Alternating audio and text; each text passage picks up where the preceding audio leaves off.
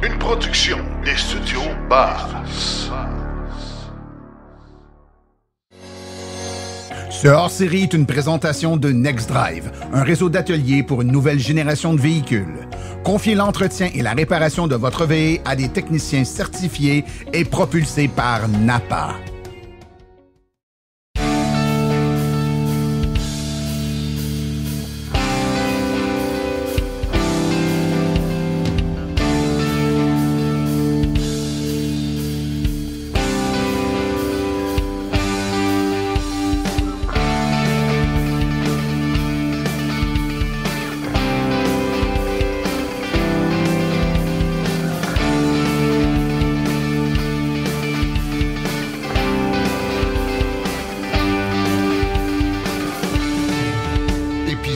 Hors série.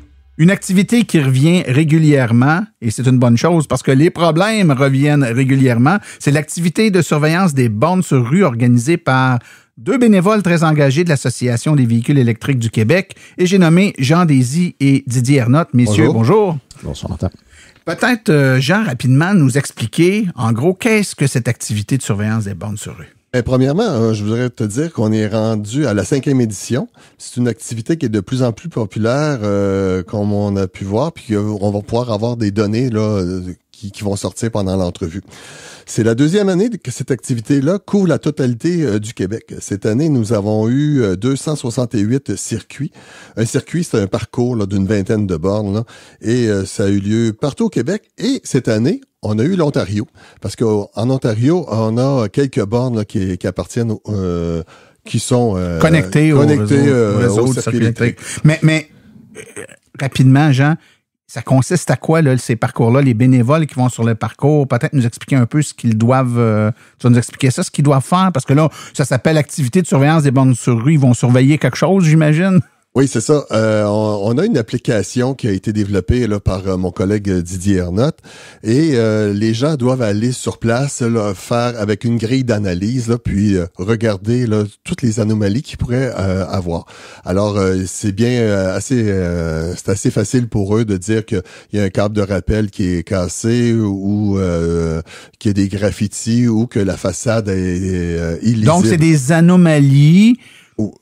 Que l'anomalie empêche le fonctionnement de la borne ou non. Ou non. Ça peut être esthétique ou ça peut affecter le fonctionnement, les deux. OK.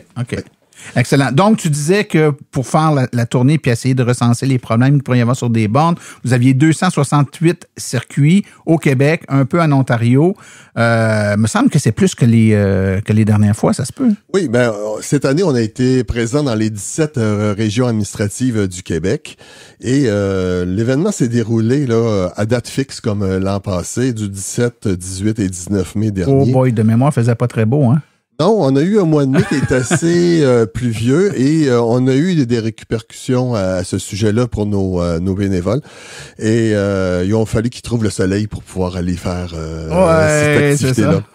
Alors, la météo a pas été de notre côté, mais malgré tout, on a été chanceux parce que nos bénévoles, ils sont au courant qu'ils pouvaient commencer l'activité avant, et on a pu la fermer le 8 juin dernier. Donc, vous avez... Parce que dans le fond, il faut qu'ils se déplacent puis qu'ils loguent des trucs dans une application mobile, fait que d'étendre un peu, soit avant ou après la période dans laquelle ils peuvent le faire, ça n'a pas beaucoup de contraintes de votre côté, j'imagine? Non, on est des organisateurs très flexibles. Il faut comprendre que c'est vraiment une activité solo. La personne peut prendre un circuit, rentrer dans sa voiture seule, aller faire son circuit, ça dure à peu près 1h30, puis il rentre chez lui, donc il fait ça en semaine, en fin de semaine, le soir, le matin, vraiment quand il veut. Donc on n'est vraiment pas limité aux 3 jours de la fête. Oui, tout à fait. Puis Didier, justement, pour essayer d'organiser un événement, mais qui répond vraiment ou qui tient compte des perceptions ou des commentaires des bénévoles qui participent, comment vous vous y prenez pour avoir le pouls de ces gens-là? En fait, donc le succès de l'événement repose principalement sur une application web qui était une application mobile en fait qui a été développée spécifiquement pour l'application et qu'on essaie de garder à jour. Donc c'est une application qui permet aussi bien de prendre en charge la partie sélection des circuits. Donc moi, bénévole, je veux faire le circuit à côté de chez moi, je vais le sélectionner et au moment de faire la vérification, j'utilise la même application pour aller notifier toutes les anomalies, tous les signalements qu'on peut avoir sur les bornes. Donc ça fait les deux choses. Et comme cette application évolue dans le temps, on essaie d'année en année, on a dit qu'on était la 5e édition, on essaie de s'améliorer. Donc chaque fois qu'on fait un événement, on fait un sondage à la fin de l'événement pour récolter le pouls et les différentes améliorations qu'on pourrait apporter. Donc cette année, il y a eu un certain nombre d'améliorations que je peux énumérer. Ben oui, bien sûr. Donc on a commencé par dans la partie sélection. En fait, on a trouvé intéressant de mettre une carte globale du Québec parce qu'en fait, on avait une liste texte de tous les circuits. Donc il y a un circuit à Montréal, il y a un circuit à Québec, mais ça donnait pas. Puis le circuit, ça se trouve à être une liste de bornes ou de groupes de bornes dans un ordre logique de déplacement pour aller les visiter? On peut rentrer un peu dans le détail comment chaque borne, chaque circuit en fait a un nom et est associé à un nom de ville. Après, tout ça est fait de façon complètement automatisée. Donc, on fait un circuit, on choisit les 20 bornes du circuit. Après, c'est le système qui automatise la nomination du circuit. C'est-à-dire que on a un circuit qui passe par Saint X, Saint Y et Saint Z. Mais on a 3 bornes à Saint Z et une seule borne à Saint X. Le circuit va s'appeler Saint Z. Parce que statistiquement, il y a plus de bornes à Saint Z qu'à Saint X. Donc, je schématise là, mais c'est comme ça. Le nom est attribué automatiquement parce que sinon, ça demanderait énormément de travail de reprendre chacun. Mais est-ce qu'il séquence les sites? Donc, ils vont dire aux bénévoles, tu devrais commencer par Saint X, après ça Saint Y, après ça Saint Z. Oui. Ouais. En fait, tout le travail préparatoire est quand même long et fastidieux parce que ça a été assez bien automatisé. Maintenant, on est assez à l'aise. Mais la partie de choisir, on a les 5000 bornes du circuit électrique sur une carte. Et à partir de ça, il faut faire 268 circuits. Il faut aller à la main en disant, là, j'ai des bornes qui semblent être dans le même coin. On n'a pas encore mis d'IA derrière ça. Peut-être qu'il y aura de l'IA l'année prochaine. Mais c'est nous qui, à la main, disons, cette borne-là, elle est proche de celle-là, qui est proche de celle-là, qui est proche de celle-là. 1, 2, 3, 4, 5, 7, 8, 9, 10. Je m'arrête à 10. Et puis là, on fait un package. Ça, c'est le premier circuit. On les enlève du et puis on commence. Donc là, c'est un peu le mécanisme qu'on a. Après, on a automatisé. Une fois qu'on a fait ces circuits-là, c'est mis automatiquement dans la base de données avec des mécanismes d'ingestion de data automatique. Ouais. Et c'est là où je dis, le nom du circuit est automatisé. Les bornes sont dans un ordre bien précis. On fournit des cartes aux bénévoles en disant, si tu prends la carte Google, clique ici, tu as un lien. Il va voir la carte Google avec la première place, la deuxième, la troisième, jusqu'à la 10e. Donc le bénévole est vraiment accompagné, l'application le prend par la main. Exact. Donc après, ce n'est qu'une suggestion, mais s'il veut suivre la suggestion, il peut ne pas réfléchir en disant, je rentre complètement et je me laisse guider par l'application qui me dit d'aller du point A au point B, au point C, au point D. Mais si c'est une personne qui connaît bien le coin, qui dit, tiens, moi je connais ce circuit-là, je connais les bornes, mais c'est plus facile de commencer par la fin et puis d'aller libre à lui. Ou je connais les rues qui sont fermées. Ah oui, tout à fait, parce que là, ça, l'application ne le sait pas nécessairement. Donc, en fait, pourvu que le circuit soit, s'il y a 10 sites, donc on va dire une vingtaine de bornes, si les 20 bornes sont visitées à la fin, qu'il les fait dans l'ordre inverse, dans l'ordre suggéré ou dans un autre ordre. Et là, les circuits sont dans l'application et le bénévole, lui, qui s'inscrit au préalable, doit choisir les circuits qui l'intéressent, j'imagine. Donc, c'est ça. Donc ça, c'est la première partie. Il va d'abord dans la partie sélection. Donc, imaginons qu'on est au début de l'activité. Il se fait présenter 268 circuits. À lui de choisir les circuits qui lui parlent. Donc, mais si je choisis un circuit, mais le circuit est loin de chez moi, mais près d'un autre bénévole, et le bénévole qui, lui, est près de ce circuit-là, aimerait ça le faire lui aussi. Est-ce qu'il y a moyen de... Donc ça, c'est une des nouveautés qu'on a mis en place cette année. C'est-à-dire que, d'ailleurs, ça fait partie des commentaires qu'on a eu l'année dernière. C'est qu'il y a eu beaucoup de bénévoles qui se sont inscrits l'année dernière puis qui voulaient faire un circuit parce qu'ils ont une borne devant chez lui. Et il n'a pas pu parce qu'il y a un autre bénévole qui l'a pris, qui vient lui de Montréal, puis il a dit tiens, mais moi je connais aussi ce coin-là. Donc c'est une personne qui a pris 10 circuits à lui tout seul, puis il dit mais moi je voudrais faire mon circuit, il passe devant chez moi, puis il est plus libre. Donc on a mis en place un système de notification à l'intérieur de l'application qui permet de demander à la personne qui a réservé le circuit qui passe devant chez moi, hey, moi je suis intéressé par le faire, veux-tu bien le relâcher pour que je puisse le prendre et le faire à ma place. Donc, d'accord, intéressant. Une certaine communication. D'autres nouveautés aussi dans l'application, mon cher Didier? Didier? Oui, on a amélioré la partie statistique. On est toujours intéressé de montrer en temps réel les statistiques. Donc, combien de bornes ont été visitées, combien de circuits ont été pris, combien de bornes avec un problème de câble de rappel, combien de bornes avec un problème d'écran. Donc là, au fur et à mesure que les gens rentrent, les statistiques sont mises à jour automatiquement, puis tout le monde peut voir en temps réel où est-ce qu'on en est rendu. Ouais. Ensuite, on a fait aussi un nouvel écran qui est un écran de rapport. Donc, chacun peut aller dans l'application, puis par type de problème, regarder l'ensemble de toutes les bornes qui ont un problème particulier pour voir est-ce qu'il y a des similitudes. Donc, par exemple, si je veux prendre le câble de rappel défectueux, je vais voir l'ensemble de toutes les bornes qu'on a au Québec qui ont un problème de rappel avec la photo et le commentaire. Comme ça, on est capable de voir un peu est-ce que les commentaires se ressemblent, est-ce que les gens donnent le même type de commentaire, est-ce qu'ils prennent le même type de photo. Donc, c'était quelque chose d'intéressant. Et ensuite, dans la partie vérification, lorsque les personnes sont devant la borne et ont leur checklist d'une quinzaine ou une vingtaine de points à vérifier, étant donné que l'application de cette année est beaucoup basée sur l'application qu'on avait l'année dernière dans les mêmes conditions, c'est-à-dire on a les commentaires, on a les photos, ce qu'on n'avait pas en 2023, parce qu'en 2023, on rentrait toute l'information directement dans l'application du circuit électrique. Là, ça a permis de voir, tu es devant une borne, regarde, on a déjà la photo de l'année dernière, on a déjà le commentaire de l'année dernière. Est-ce que tu veux regarder la photo et le commentaire de 2024 pour voir est-ce qu'il y a ce problème a été réparé? Et sinon, tu es capable de recycler le problème. Donc, on recycle la photo, on recycle le commentaire. Et dans le commentaire, on met c'est recyclé depuis 2024. Donc, ça veut dire que dans certains cas, il puisse arriver que quelque chose qui avait été soulevé l'année passée n'est pas... Puisque la borne appartient à une ville, à un commerce, etc., la ville ou le commerce en question pourrait avoir négligé de faire réparer suite au signalement. Exactement. Puis ça, on en parlera dans la partie statistique. On a quelques chiffres là-dessus. On va y revenir. Il y a eu d'autres changements aussi à l'organisation. Au début de l'activité, on a limité à 3 le nombre de circuits qu'un bénévole pouvait prendre.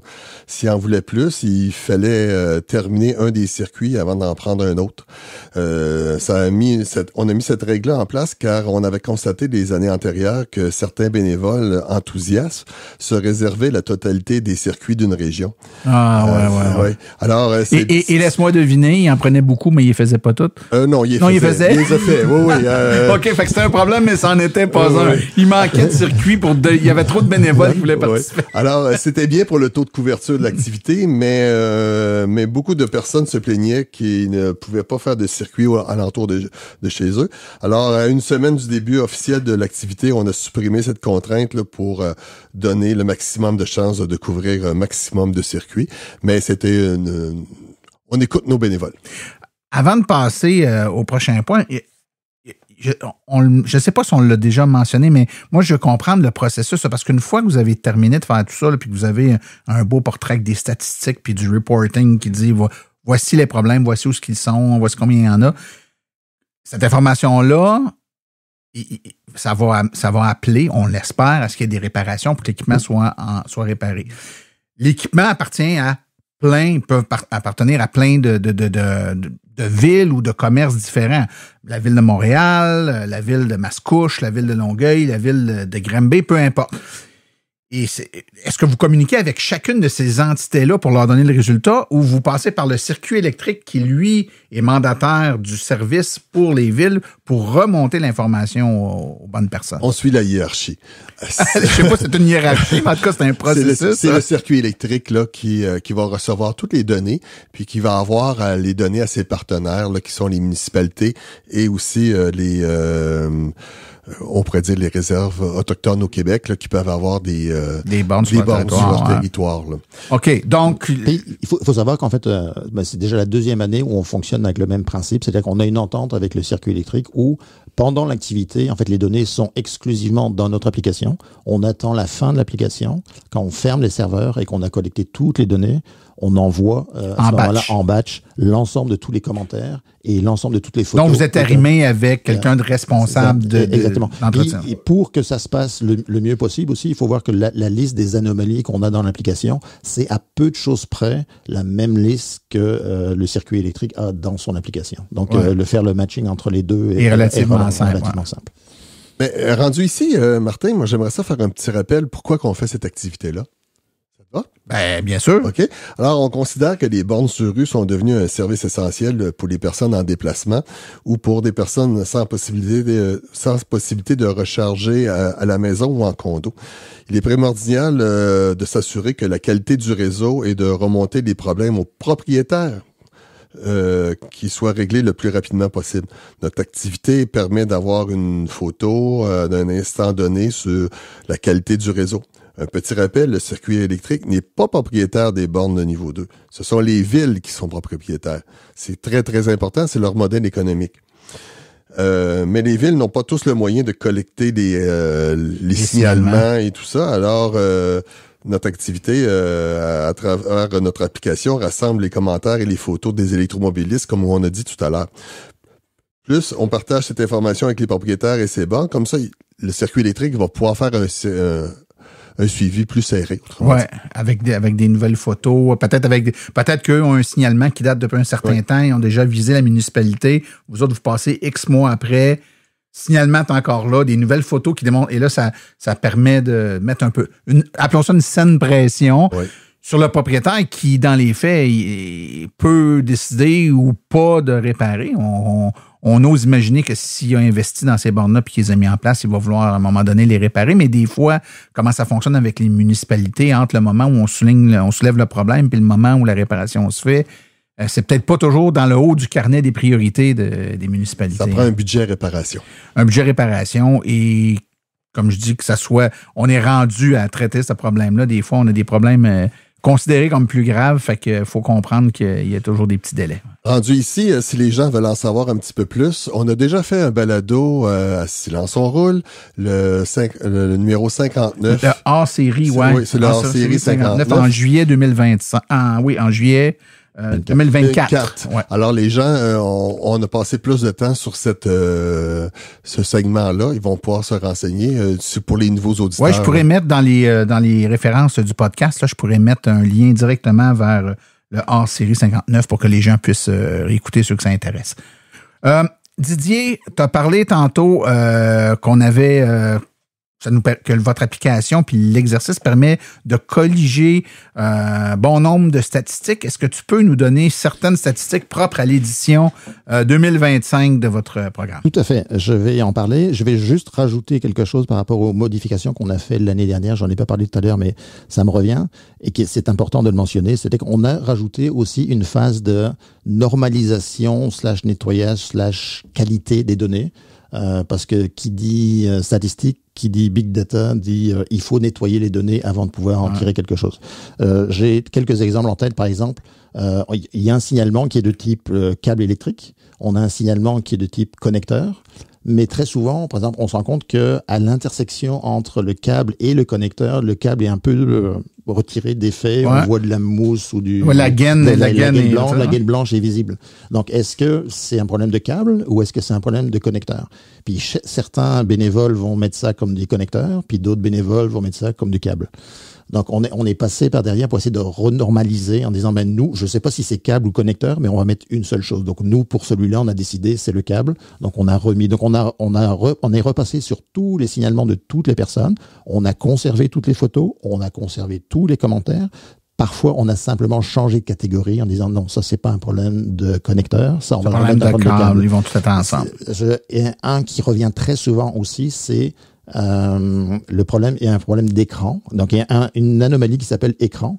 Et beaucoup de bénévoles ont noté que la face blanche de la borne, la peinture blanche s'écaille. Ouais. Et beaucoup de bénévoles ont dit c'est un problème d'écran. C'est l'écran qui a un problème parce que il s'est défraîchi au soleil, parce qu'il y a une pénétration d'eau. Or, nous, on avait une catégorie qui s'appelait façade. Et donc, on a normalisé les problèmes d'écran parce qu'on voit, on a les photos. L'écran, c'est vraiment l'écran, c'est l'écran LED. C'est les LED qui fonctionnent ou fonctionnent pas. Et tout ce qui était rapporté en disant, c'est jauni, c'est défraîchi au soleil, ça a pris l'eau. Et si l'écran sur la photo était opérationnel, non, c'est un problème de façade. Donc, on a remis ça dans la façade. Donc, on a normalisé pour pouvoir faire des comparaisons. Excellent. Et augmenter la qualité de l'information qu'on va remonter. La qualité des données va impacter la qualité des conclusions. Exactement. Les résultats. Oui. Puis, juste pour la petite histoire, on a refait la même chose sur choses qu'on n'avait pas fait sur les données de 2024 parce qu'on voulait comparer 24 et 25. Donc, on a aussi repris les 3200 photos. Pour avoir une quelque chose me dit que ça a dû être une belle soirée, ça. On s'est bien amusé. Ouais. Donc, quelques chiffres pour l'édition 2025. Donc, cette année, on avait 154 bénévoles. 154. Donc, c'est au-delà de toutes les espoirs et les espérances qu'on pouvait avoir sur le nombre d'inscrits. Et c'est plus de 2 fois le nombre de bénévoles. L'année dernière, on était à 70, 75, j'ai plus le chiffre exact en tête. Êtes-vous capable d'expliquer pourquoi? Qu'est-ce qui fait ça? Je pense que c'est laquelle les gens veulent s'approprier les bornes. Ça fait partie. Quand tu étais électromobiliste puis que tu as utilisé les bornes, tu es content d'arriver devant une borne qui fonctionne. Ouais, alors, là, c'est un sentiment de faire une activité qui a une plus-value. Et je crois il s'approprie, autrement dit, le matériel. C'est ça qui est important. Oui. Quoi qu'il en soit, peu importe quelle est la raison, moi je trouve ça très encourageant. Alors surtout qu'on voit dans beaucoup de domaines une tendance qui est plus grande au désengagement des bénévoles. Là, il y a un engagement marqué. C'est clairement l'activité la plus importante en nombre de bénévoles sur tout ce qui a pu se faire avec. Tout à fait. Très intéressant. Ensuite, en nombre de bornes identifiées pour les circuits, là on approche de 5000.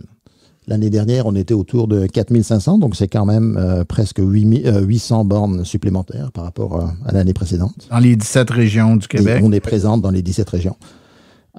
Des bornes visitées, là, on est bien assis. Là, on a fait 96% de couverture sur les 5000 bornes qui étaient proposées. Donc, on en arrive à 4750. Est-ce que le circuit électrique a vu ces chiffres-là?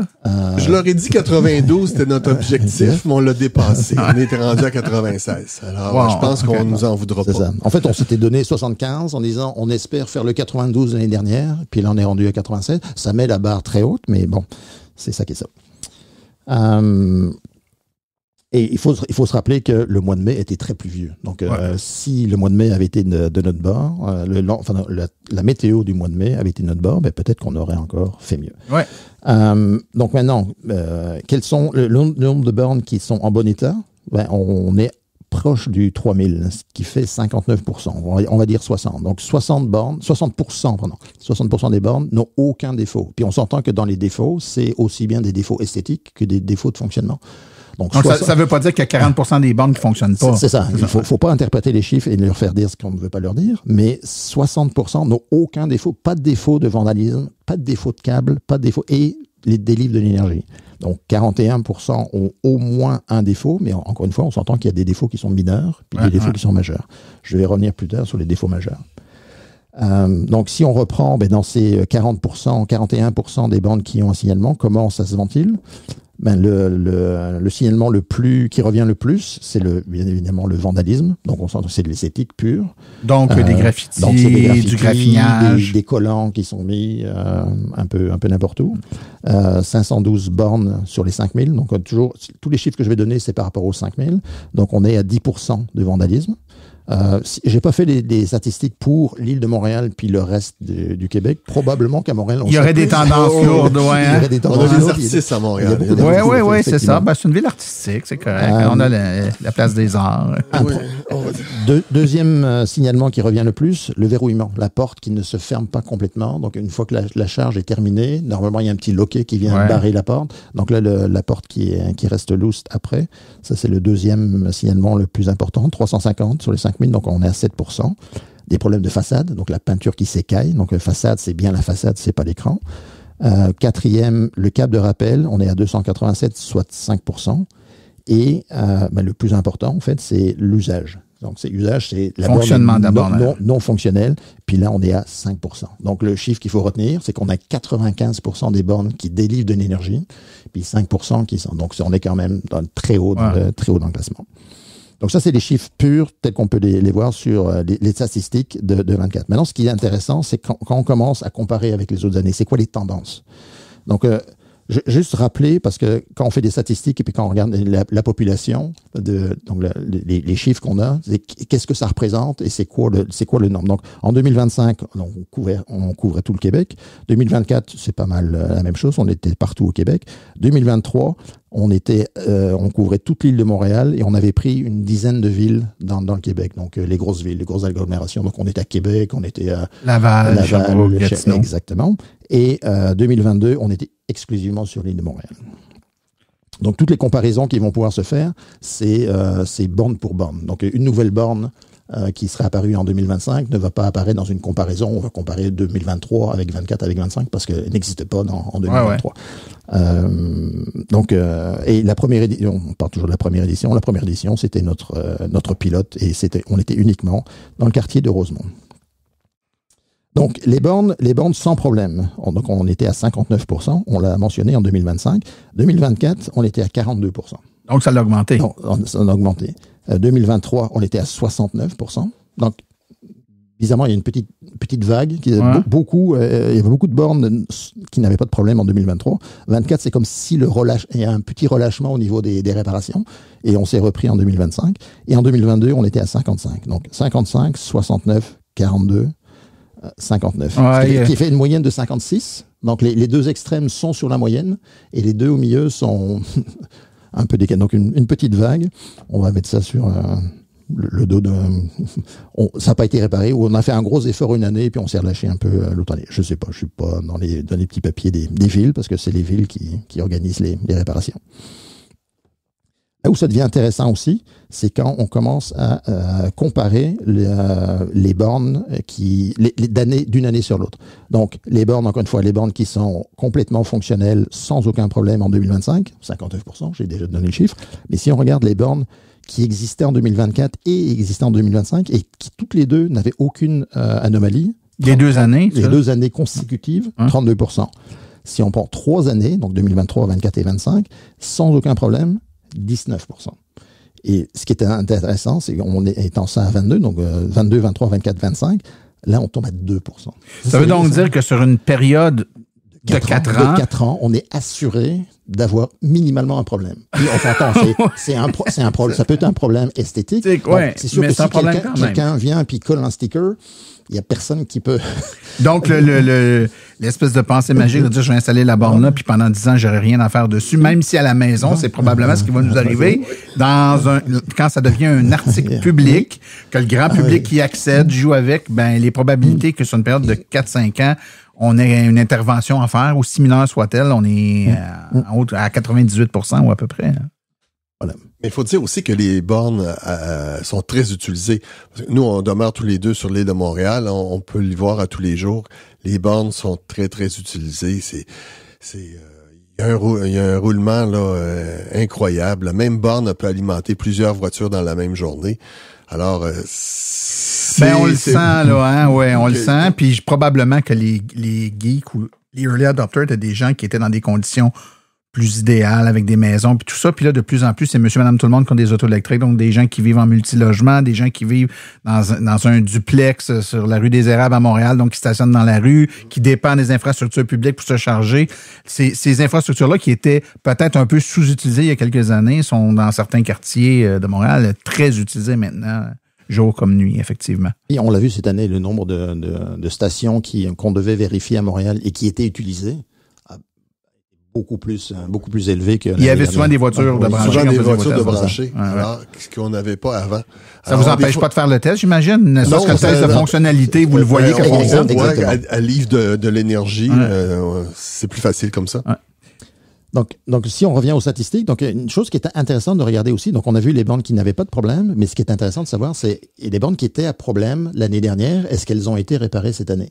Donc là aussi, on a les chiffres de l'année dernière, on a les chiffres de cette année, donc on peut vérifier. Donc si on regarde le nombre de bornes qui étaient problématiques en 2024 et qui n'avaient plus de problème en 2025, tout problème confondu. Donc, on était à 25% de plus. Donc, on sait que 25% des bornes ont été corrigées, celles qui étaient problématiques et qui ne le sont plus.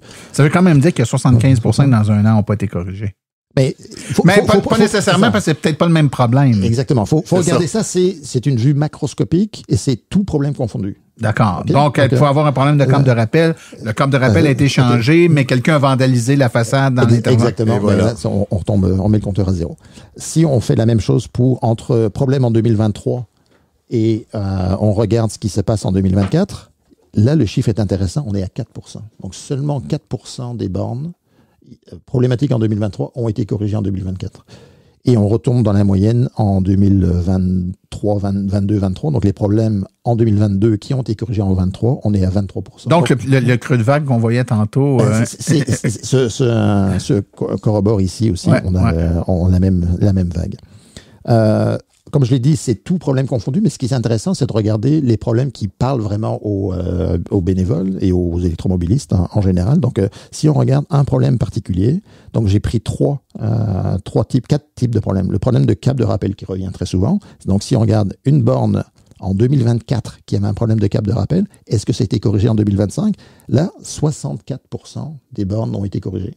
64% des problèmes ont été corrigés en 2025. Donc, on peut considérer que le problème de câble de rappel est considéré comme un problème important corrigé par les propriétaires de ces dites bornes. Oui. Exactement. Effectivement, parce que s'ils ne réparent pas, leur déneigeuse va les arracher l'hiver qui suit. La chenillette. Ou la chenillette. Le signalement suivant est aussi intéressant. Le câble électrique, là, qui peut être fendu. Donc là, il y a peut-être un problème de sécurité. Ouais.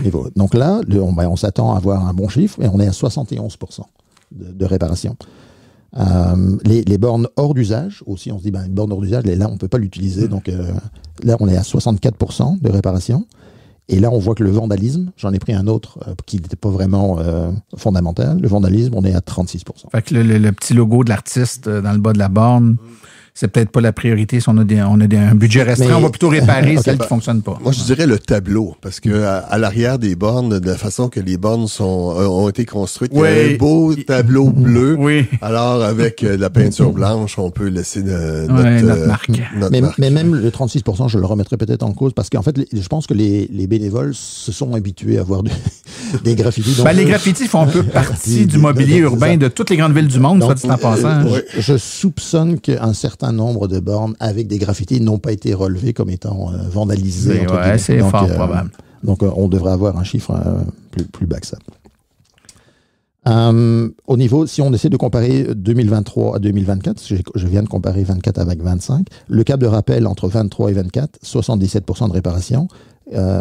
Correction du problème sur les bornes hors usage, on est à 82%. Donc, on voit que sur les problèmes qui sont relativement importants, il y a quand même une réponse des propriétaires de bornes pour réparer. Tous ces chiffres aussi, il faut les prendre avec il faut savoir que on fait de l'échantillonnage, puis quand on fait de l'échantillonnage, c'est des règles il y a la règle de Shadon, il faut échantillonner 2 fois plus vite que le signal qu'on veut échantillonner. Ouais. Puis ça veut dire que nous on fait une photo une fois par an. Donc, si mon signal arrive une fois aux 6 mois, je vais pas le voir. Donc, c'est-à-dire, si il y a un problème de câble, je rapporte le problème de câble, le problème de câble est réparé au bout de 6 mois, il casse au bout de 8 mois, moi, je vais considérer que l'année d'après, j'avais un câble cassé l'année dernière, j'ai toujours un câble cassé, puis il n'y a pas de réparation. Ce qui n'est pas le cas. Donc, il faut peut-être moduler par quelques pourcents les chiffres qui sont donnés là. Donc, c'est un problème de base de statistiques. Tout à fait. Puis, dernière chose, chaque fois qu'il y a un signalement, on demande des photos. Donc, cette année, on a remonté plus de 2500 photos. Donc, on a un bon échantillon de... le serveur doit commencer à être bien garni. Donc, en conclusion, on voit qu'en fait, l'activité qu'on fait, c'est utile parce qu'on rapporte des anomalies, puis les anomalies vraiment importantes, ils sont prises en compte. Oui, on s'entend que les problèmes de vandalisme, les villes ont baissé les bras. Ils ont dit, on pourrait repeinturer, mais on sait que la semaine d'après, il y aura de nouveau du vandalisme. Donc, il y a des problèmes qui sont importants, des problèmes qui le sont moins, mais en tout cas, les problèmes importants sont corrigés. Oui, et 95% des bornes, on le rappelle, étaient fonctionnelles. Ouais. Mon cher ami Jean, tu voulais nous parler de programmes. Oui, on a dit beaucoup que les bornes appartiennent aux villes et que le circuit électrique est vraiment l'opérateur en arrière de tout ça et que c'est lui qui reçoit nos doléances. Autrement dit, après ça, il va les dire aux municipalités. Les municipalités. Puis on entend aussi beaucoup de gens dire j'aimerais ça avoir une borne près de chez moi, je peux pas avoir d'auto électrique, je demeure en condo, je demeure en appartement, c'est pas facile, il y en a une mais elle est toujours prise, elle est à peu près 500 mètres de chez moi, c'est trop loin. Bon, mais c'est justement, il y a quelque chose à faire. Il y a un programme qui existe au circuit électrique qui veut installer 4500 bornes d'ici 2030. Alors, il s'installe bon an mal an, là, à peu près 800 bornes par année au Québec via ce programme-là. Les municipalités, les communautés autochtones peuvent faire des demandes de subventions. À titre indicatif, les prochaines subventions auront lieu là, du 11 août au 7 novembre 2025.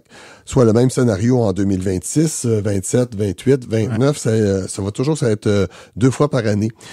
Alors ici, les programmes de subvention, là, c'est pour les municipalités, mais ça prend une demande.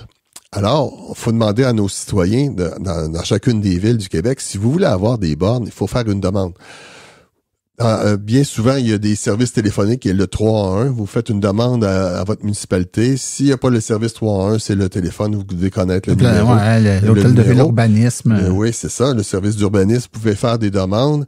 Et par la suite, eux, peut-être qu'ils connaissent pas, parce que des fois, c'est des petits MRC, ils savent pas comment faire, mais là, vous allez retrouver, à la fin du balado, vous allez retrouver le lien pour avoir ce fameux formulaire-là, puis pouvoir discuter avec eux autres. Oui, on va mettre le formulaire, puis vous pourrez copier le lien, le mettre dans vos favoris, peut-être le joindre au courriel ou à la missive ou l'appel que vous ferez là, à votre municipalité, puis les informer de ce programme-là, leur donner le lien, qu'ils puissent aller voir en quoi ça consiste, puis à quel point un programme comme celui-là peut aider plusieurs municipalités du Québec à avoir des bornes à très peu de frais finalement. Là. Donc, très intéressant. Ce qu'il faut savoir aussi, c'est que ces bornes-là qui appartiennent aux municipalités, c'est un service que votre municipalité va vous offrir. Alors, c'est autant un service là, qu'un terrain de baseball, qu'un aréna pour une patinoire ou un banc public. Alors maintenant, ça vient de s'ajouter à un bouquet de services que votre municipalité peut offrir. Alors, faut faire la demande.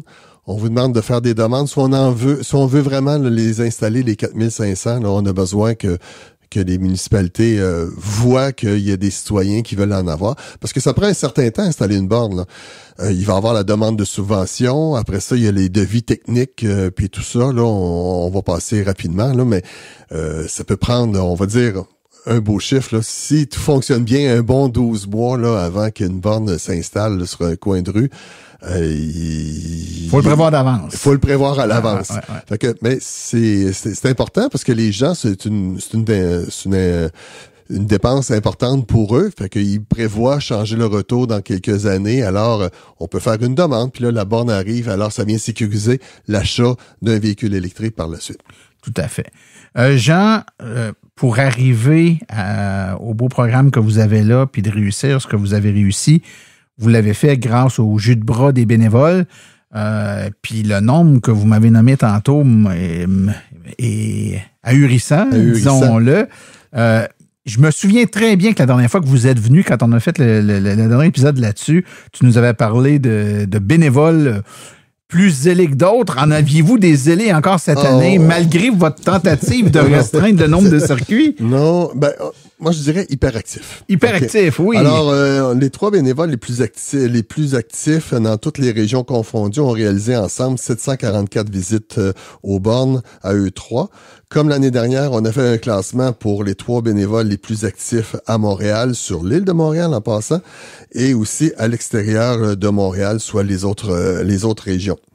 Les organisateurs se sont retirés du classement pour respecter une certaine éthique. Parce que vous étiez également bénévole, parce qu'organiser tout ça, c'était pas assez. Non, c'est ça. Fait qu'on en a fait quelques-unes. Oui. Il faut se garder à jour. Ah ouais, le plaisir. Hein? On ne boude pas notre plaisir. Non. Donc, qui sont ces plus hyperactifs? Alors, les gagnants, les 3 bénévoles qui ont réalisé le plus grand nombre de visites de bornes sur l'île de Montréal sont Mario Gaucher, Adnan El Jabri et Dania Pasquale.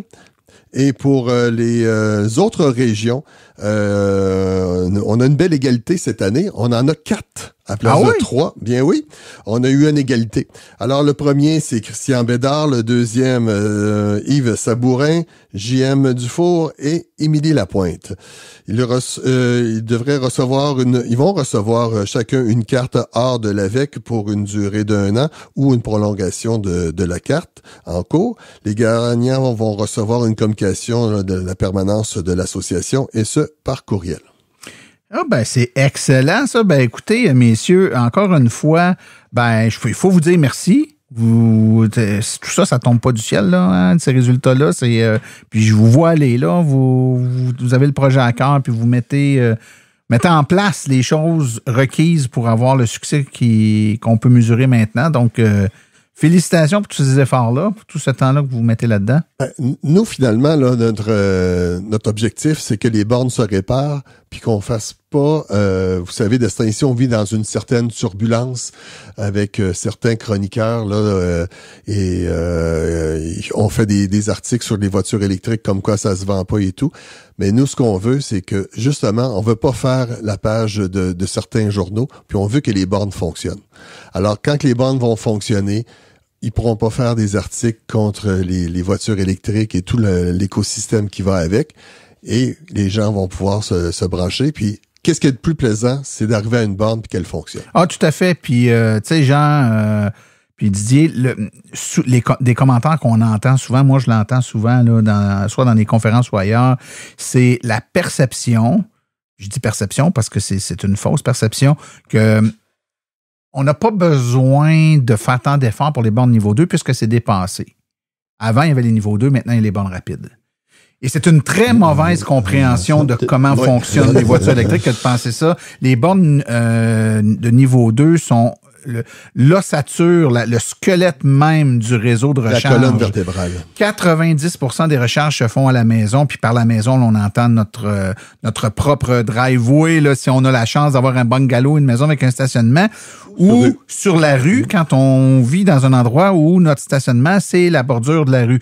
Et ces recharges-là quotidiennes, ou aux 2 jours, aux 3 jours, aux 4 jours, qui se font avec des niveaux 2, sont hyper importante et nécessaire. Puis la recharge rapide, elle, répond à un autre besoin qui est celle d'une recharge inopinée ou rapide lors d'un plus long déplacement. Et on croit à tort qu'on va, pour le moment en tout cas, faire un calque du modèle de la voiture essence, c'est-à-dire 100% de nos pleins dépendent d'un endroit où on va pas longtemps puis on fait le plein, alors que le modèle est tout à fait différent. On fait ça à la maison ou dans un endroit public ou peu importe où on est longtemps, à plus petite vitesse.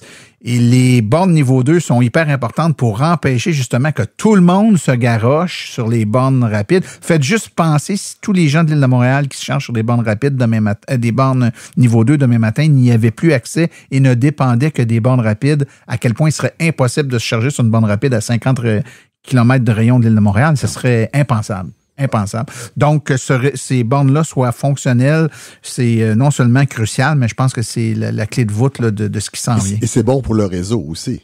Oui, parce que plutôt que de tirer des quantités titanesques de puissance, ben on est capable de répartir la puissance sur un plus grand laps de temps, donc une plus petite puissance plus longtemps. Et pensez-y, votre véhicule qui vous sert généralement à vous véhiculer de la maison au boulot, du boulot à la maison, passe probablement 80 à 90% de son temps à l'arrêt, à attendre. Pourquoi ne pas le remplir pendant qu'il attend plutôt que pendant que vous attendez? Hein? Messieurs, merci beaucoup. C'est encore un plaisir de vous avoir resté dans son rôle. Merci, Martin. Merci, Martin.